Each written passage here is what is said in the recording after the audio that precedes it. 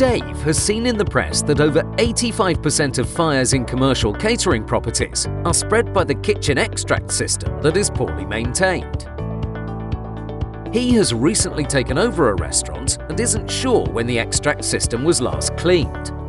The staff clean his kitchen canopy and filters daily, but although he has a certificate, there is no clean date or photographic report proving to him if all the ductwork has been cleaned.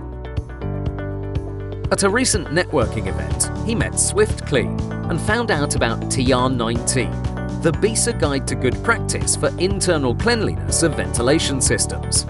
He had never heard of TR19. He just wants to concentrate on cooking and providing a safe, clean and healthy environment for his diners. Swiftclean sent someone to look at the whole system.